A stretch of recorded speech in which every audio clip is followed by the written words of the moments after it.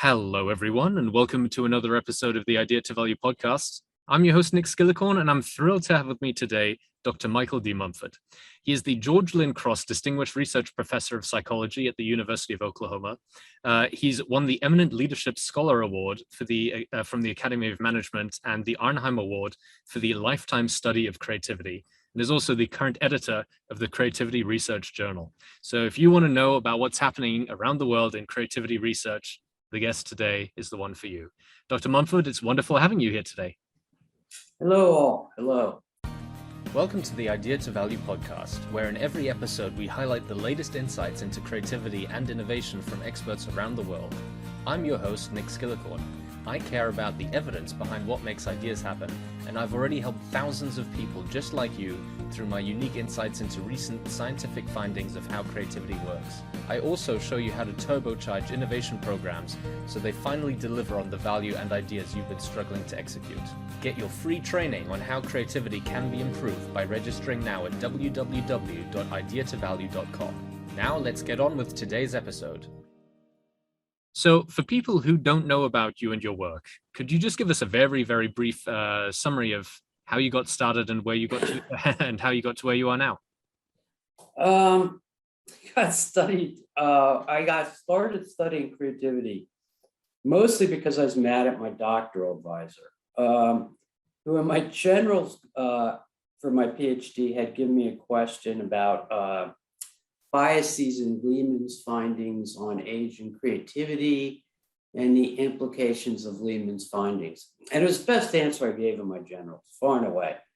And everybody gave it a 5 except my advisor, who gave it a 4. I was mad at him because I knew it was my best answer. And I looked at him and said, "Doc, it was my best answer." And he goes, "Yeah, I know it was your best answer." I go, "Why'd you give me a 4? He goes, "You missed a bias." I ultimately published that answer, which was a very different take at that point in time on the sources of creativity, which is to say the question or the answer being provided was we need to look not so much at ideas per se, but where those ideas fundamentally come from. And that led to conceptual combination being a key part of creative thinking. That subsequently got expanded into a model that says creative thinking involves problem definition, information gathering, concept/case selection, conceptual combination, combining and reorganizing existing knowledge, leads to emergent features. Those emergent features are the source of new ideas. Significantly, those ideas must be evaluated and must be actively worked with in evaluation. Meaning, if you have a highly original idea when evaluating it, you have to evaluate it to improve quality. You then have to plan the implementation and learn from implementation planning. And then you have to engage in adaptive monitoring as you're executing that plan. Over 35 years, there's evidence for every one of those processes. I don't think there's much debate about that model at this point. That would be the first basic thrust of my research. Second thrust of my research is the skills and expertise you need to solve creative problems. Execution of those processes is not free of broader thinking skills. The ones that seem to be most important are forecasting. Almost all those processing activities require extensive forecasting. Constraint analysis, particularly early on in problem definition and later in implementation planning. Causal analysis is critical, and causal analysis skills are critical. The final variable that appears to be critical, which seems to surprise people, is wisdom. Creative people are actually wise. And they have to be, because they have to think about the context in which they're trying to execute a creative problem solution. We tend to think of creative people as being crazy and wild, and the bulk of the evidence does not indicate that. What the evidence seems to indicate is they're very dominant, they're very driven, they're very achievement-oriented, they're somewhat broad, actually, both in their research and in their personal life. Note the wording, somewhat broad. They're not rebellious. They really do think about the world. They really do think about the people around them. The third area of research is related to the above comments, which is leadership of creative efforts. The problem here goes back really to the 19th century, late 19th century, and a very strong view that leaders did not need to be creative at all. And you could lead a group of microbiologists with no understanding of microbiology. This is patently untrue. Basically, key factoids here. Creative leadership is very, very strongly related both to individual level creative achievement and team creative achievement. Part one, and when I say strong relationship, depends a bit on your sample, but you're basically looking at a correlation of about 0.40, which in leadership land is a sizable correlation. What they do is not always apparent to people. Leaders help people define problems.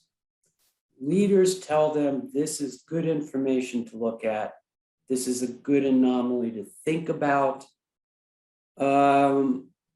Leaders evaluate the ideas provided to them by followers. They try to improve them. There's a very strong impact on actually execution of creative thinking processes. And again, the relationship looks to be in the low to mid 40s there. We don't have enough studies specifically examining that. The few studies we do all produce relationships between 0.40 and 0.45. Part one. Part two, leaders have to recruit people for project teams. And if you don't understand the field, you cannot recruit people. Creative people will say, I don't want to go near you. You don't know what I'm talking about. Similarly, leaders have to interact with that group in such a way as to intellectually stimulate the group and clearly define the mission. One of the mistakes we make about leadership of creative efforts is we will make statements like leaders must support follower autonomy. Leaders must be equitable. Yes, they must be. Those are good things to be. But the three heaviest climate impacts on creative performance are intellectual stimulation from the leader, definition of a clear, technically engaging mission, and peer support. And leaders, through role modeling, encourage participation and encourage peer support. The third vector there is the organization. And it's very easy with leadership to think leaders just lead teams. Leaders do not just lead teams. Leaders talk to many, many people. In particular, leaders must champion creative efforts. If top management teams do not support a creative effort, it will die. And that is both sustained financial support and sustained visibility or social support. A trick to recognize here is most top management teams have no understanding of a creative product. So they're relying on the champions to make their decisions about investments. The trick to recognize here is for champions to do that, or a leader to encourage a creative effort. They have to know the business strategy. They have to know the top management team. They have to be able to sell the idea in terms of business strategy. The other thing we forget is that operational units, for very good reasons, by the way, do not like innovative efforts at all, nor should they. Absolutely, because they're highly disruptive to day-to-day operations, part one. So they go in with a negative view. That's the first thing. The second thing beyond that, though, is they don't understand within operational units what the creative project implies for changes in their operations. Meaning it's not enough for leaders to sell the top management team. They have to sell the core organizational units, and they have to act as a teacher or consultant to that unit. This means they need a lot of expertise with regard to the organization and the key units playing in that organization, as well as their own R&D efforts.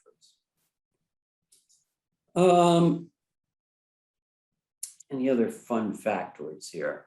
Well, I think we went into quite a bit of detail there about leading creativity, which is one of the topics I wanted to speak with you about. But another one is what you highlighted right at the beginning, which is some of the preliminary research on this concept called conceptual combination.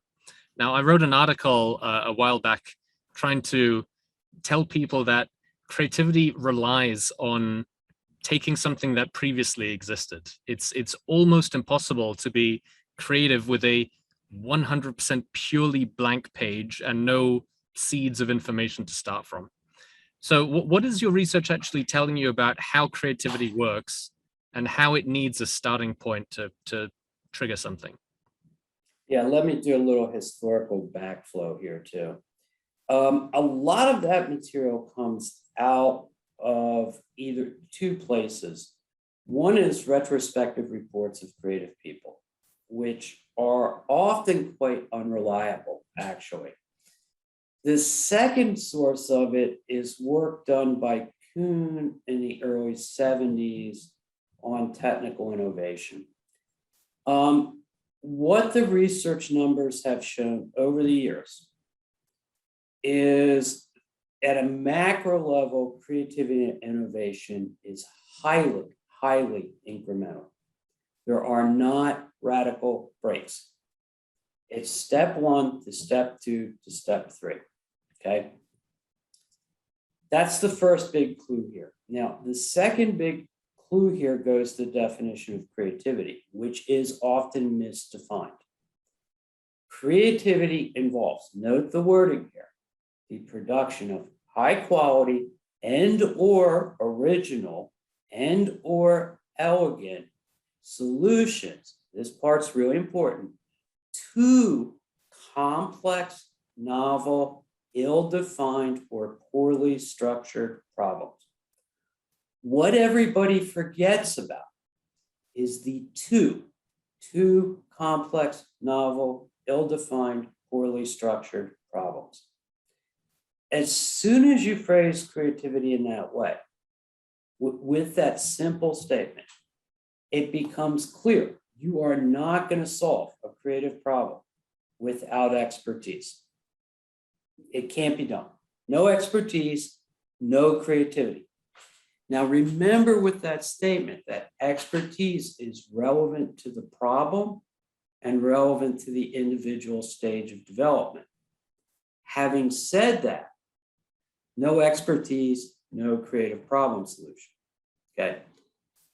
that still begs a question.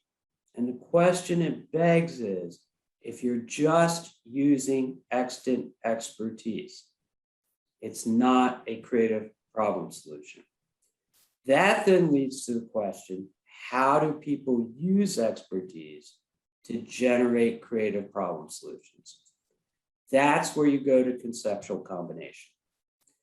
And the evidence over the years has become really pretty compelling. There are two main vectors of research here. One was Tom Ward and his people. And what they're doing is a fairly simple, straightforward set of tasks. They're giving you different visual figures. And they're asking you to take those different visual figures and combine them to make a new tool. That's the basic method. And the findings were clear-cut. Combining and reorganizing those different visual elements, the more original, the higher the quality of those reorganizations, the more creative the tool actually produced. At exactly the same time, we were doing work, very straightforward work in some ways. We would give a category with X number of objects, actually 4. So baseball glove, soccer ball, badminton racket, golf club, sporting category. Birds, owls, ostriches, robins, ostriches, owls, robins for birds. Combine the sporting equipment with birds. Then tell us the feature of the new concept you're forming. Then write a story involving that new concept. And then those are rated by judges, much as Ward was doing their work. Both sets of studies using very different methods had the same implication. Creativity was based on those original combinations. That then leads back to, okay, how do people produce original combinations? First thing is if I can ask there, that was going to be a follow-up question of mine, because it's quite often people's perception of how they either encounter ideas in themselves or in others. And sometimes the process is very convergent and you're aware of the decisions you're making to come up with an iterative idea, but sometimes it's unconscious and you have this incubation followed by a moment of insight. Is a similar thing happening in the brain at those two times? No. The evidence we have at this point is there really isn't such a thing as insight, at least in an automatic processing sense. There is a back brain function there, but there are two types of knowledge people use in conceptual combination. And it's either literally conceptual knowledge or schematic knowledge, or it's case-based knowledge, or it's conceptual and case-based, which produces the best creative problem solutions. So you're literally taking those concepts, taking experience into account in the conceptual combination. That then gives you a new category. That in turn allows emergent features, and it's the emergent features out of those new concepts that allow you to produce new ideas.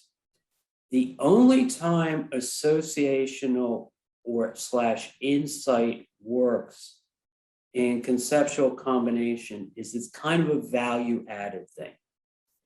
So you're already working with concepts and cases, and an association triggers an additional case to look at. But it doesn't appear critical at all. It's really value added. That's one of the myths that hovers out there in the creativity literature. It's a dying myth, frankly. Go ahead, next question. Well, if it's not conceptual combination, if it's not random networks being triggered in the brain, then what is, to the knowledge that we have so far, happening during periods of incubation? Because incubation has been proven that, or at least there seem to be a lot of studies which suggest it's been proven. I would use the word very suggestive proof. Okay. I would probably discount that, actually. To the extent there is any incubation at all, it is in-depth conscious analysis. But in-depth conscious analysis, in-depth thinking, doesn't imply it's just floating in the back of your mind. It's being directed. When people think in depth about an issue, and you have to, by the way, in conceptual combination, depth thinking is required, absolutely, utterly required. But it will go through multiple cycles. And it will go through multiple cycles and multiple iterations. What we call incubation is more often than not someone simply going through another cycle, pulling up additional cases, pulling up additional concepts, and then working with them. Sometimes that's direct and obvious, sometimes it's not. People will say, though, well, I let things go and incubate. No, they don't let things go. No. Particularly when they're depth processing, because if the person is engaged in the problem, that depth processing can go on for literally months. Absolutely. And I think it's people's, I agree that the processing is happening, even if we're not always consciously aware that it's happening. That's what people would probably call the incubation period. So that seems to be a topic of creativity research which has changed over the course of the last few years. This is the last question I wanted to ask you as the current editor of one of, if not the most prestigious research journal out there on the field of creativity.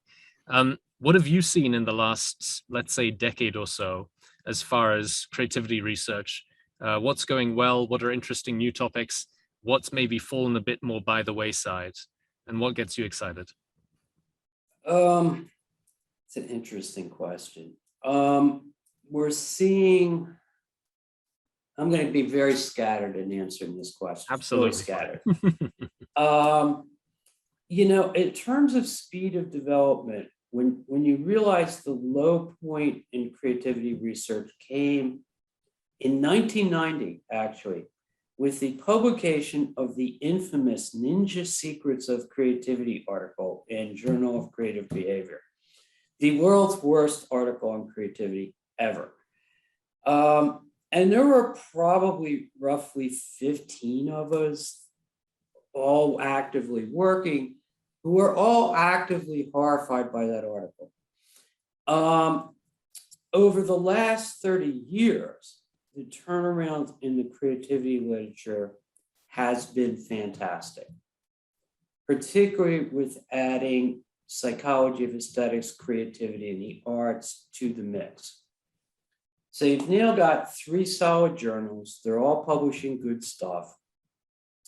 3 solid journals are Psychology of Aesthetics, Creativity, Arts, Creativity Research Journal, Journal of Creative Behavior. All 3 are good journals. What's happening in the field is, one is discipline, actually, literally. So we now know that there's really no mental illness, so to speak, in creative people.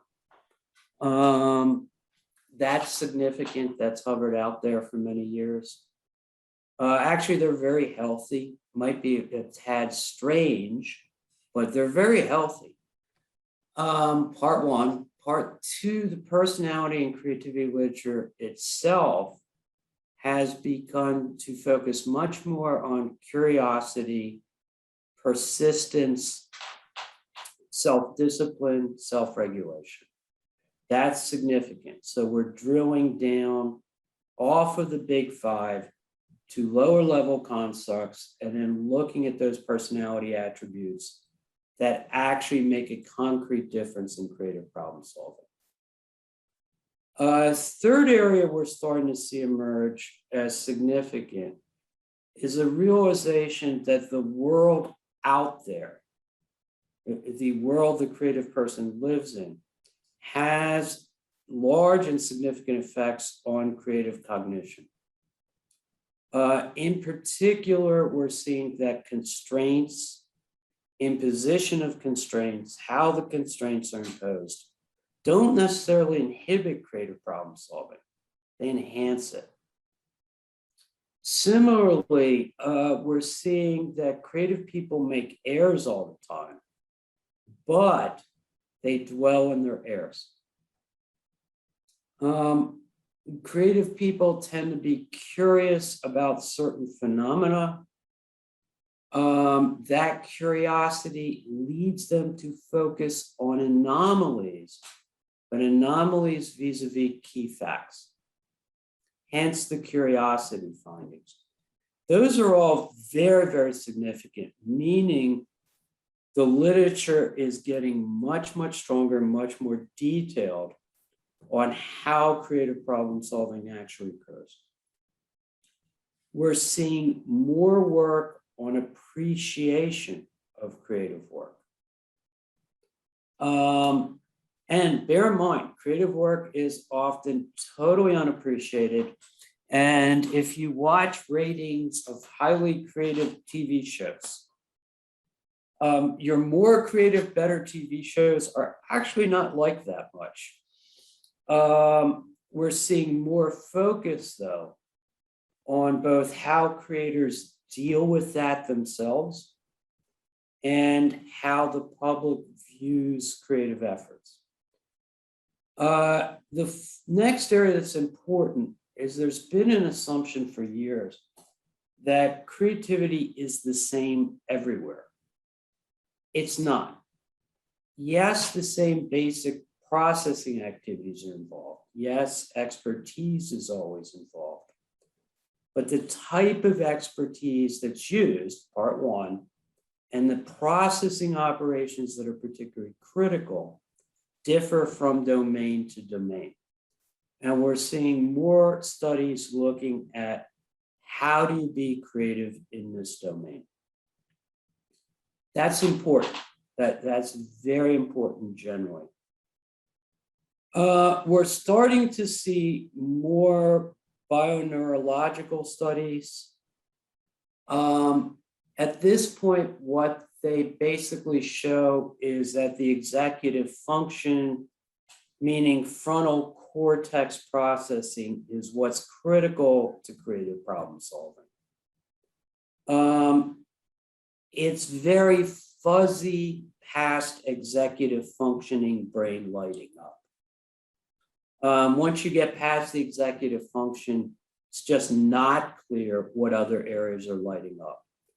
The exception there, and this relates to the domain stuff though, is certain creativity activities do have brain localization, music being a good example, visual art being another good example. And there is light up in the more extensive light up in those areas of the brain that are relevant to performance in that domain. The final significant change is at least the creativity journals, and I wanted to limit that because creativity research might be published in a business school journal, it might be published in an applied psychology journal.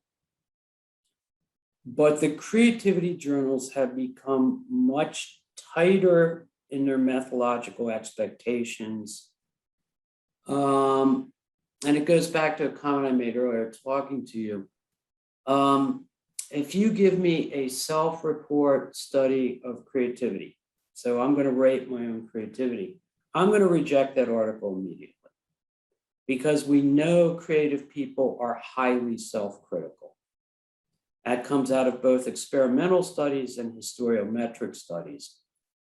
And that's the other big change, that the literature has become quite methodologically sophisticated. What we're not seeing enough of is we're not seeing enough emotions in creativity studies. Emotions play a big role in this, but we don't know much about that. We're not seeing as many life history studies in creative performance. And those studies have always been quite valuable. They're just not being done enough. The final issue is we're not seeing enough studies looking at people working in creative professions and doing creative work in creative professions. Bearing in mind that 80% of the work we do, including 80% of the work I do, requires no creativity at all. And that's true of most jobs. Those would be the areas I think we're lacking now. We're not seeing enough life history. We're not seeing enough direct creative performance studies. And we're not seeing enough studies on creativity and affect. Dr. Mumford, it's been wonderful speaking with you. I think it's been really eye-opening for a lot of people. If people want to find out more about you, your work, and your insights, where should they go next? The simple thing to do, this is the most useful thing we've ever had done in the sciences. Go to Google Scholar. Anybody can log in, put in hit the author button, put in Michael D Mumford. It will call up my relevant articles and it will give you a nice little summary of each article. And typically, by the way, most of the articles are available to general public.